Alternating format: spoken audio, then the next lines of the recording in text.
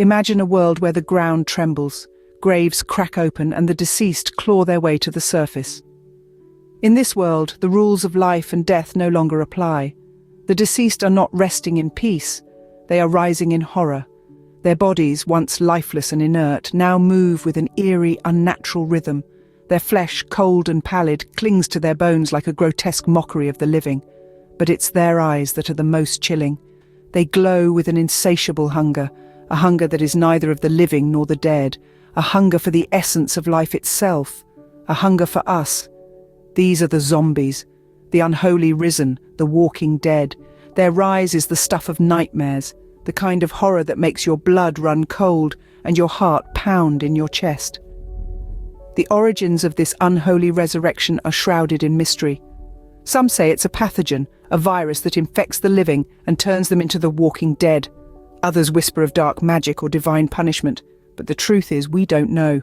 The horror begins to unfold as the zombie pathogen infects the living. This isn't some slow, creeping sickness. No, it's far more insidious, far more swift. Imagine the most contagious disease you can think of, then multiply its speed and ferocity by 100. That's the rate at which this zombie infection spreads. One bite, one scratch, that's all it takes. The moment the pathogen enters a living host, it begins its ruthless invasion. It doesn't matter who you are, where you're from, or what you believe in. Once you're infected, you're doomed. The transformation process is a spectacle of horror. It starts with a fever, a burning heat that consumes the victim from within. Then comes the pain, a bone-deep agony that no medicine can soothe. And finally, the mind succumbs, replaced by an insatiable hunger for flesh. The person you once knew, the person you loved or respected is gone. In their place, a monster. The terror and confusion that ensue are unimaginable. Imagine watching a loved one succumb to this horrifying transformation. Picture the chaos in the streets as neighbors turn on each other, as friends become predators. The panic is palpable, the fear paralyzing. This isn't some isolated incident, it's a wildfire, a storm of infection that sweeps across towns, cities, and continents. It's a pandemic like no other, one that doesn't just kill its victims but turns them into carriers, into spreaders of the very horror that consumed them. And the worst part, there's no known cure, no miracle drug to halt the transformation, no vaccine to prevent infection. All we have is the hope that we can outrun it, outlast it. But hope is a fragile thing in the face of such terror. With every passing moment, more and more fall to the infection. The world as we know it is consumed by this plague, replaced by a nightmare of the living dead. The infection spreads like wildfire, leaving only screams in its wake. As the undead horde grows, civilization crumbles. Picture this. Cities once teeming with life now stand as silent mausoleums, their skyscrapers casting long, haunting shadows over the deserted streets. They've become hunting grounds where the only sound is the eerie echo of the wind, broken occasionally by the guttural growls of the undead. The once familiar is now cloaked in dread. Every corner, every alley holds potential danger. Every creak, every rustle sends shivers down the spine. The world as we know it is gone, replaced by an unending nightmare. And what of the survivors?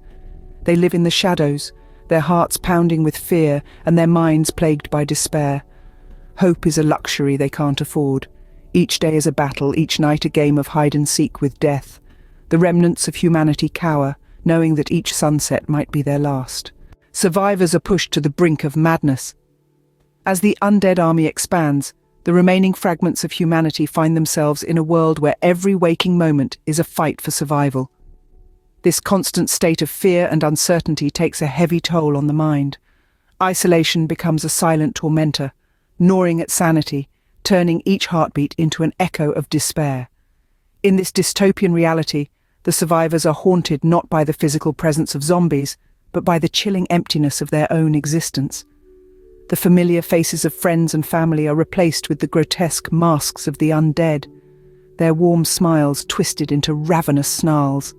The comforting buzz of human chatter is replaced with the hollow silence of abandoned cities, punctuated only by the guttural moans of the creatures that now rule the night.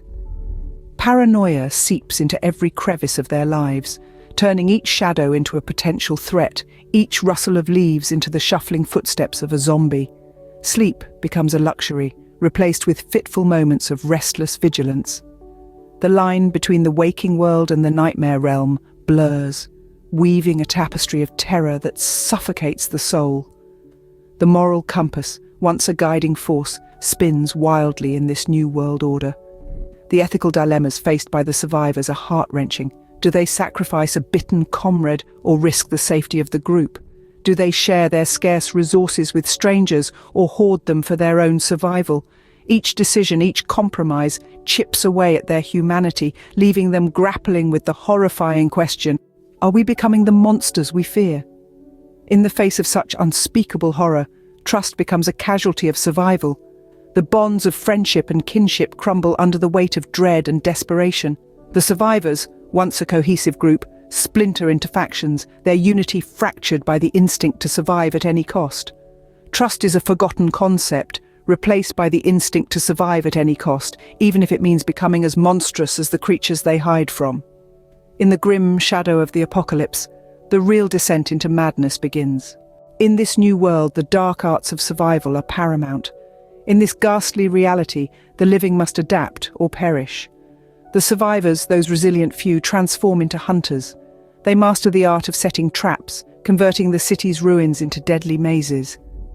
Each rustle of leaves, each creak of broken concrete becomes a lure, drawing the undead to their doom.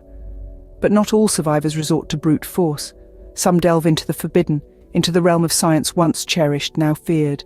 Laboratories, once temples of knowledge, become their sanctuaries. The quest for a cure becomes their obsession, their beacon of hope in this world of despair. They experiment, crossing boundaries they never thought they would. They test, they fail, they persevere. It is a desperate search, a race against time and death itself, a struggle to find a cure, or at least a way to delay the inevitable. Others turn to forbidden sciences, experimenting in a desperate search for a cure, or at least a way to stave off the inevitable. The most chilling aspect of this hypothetical apocalypse is the realization that the zombies were once us. That's right, these creatures that now stalk the shadows, their souls lost to an insatiable hunger, were once just like us. They laughed, they loved, they lived,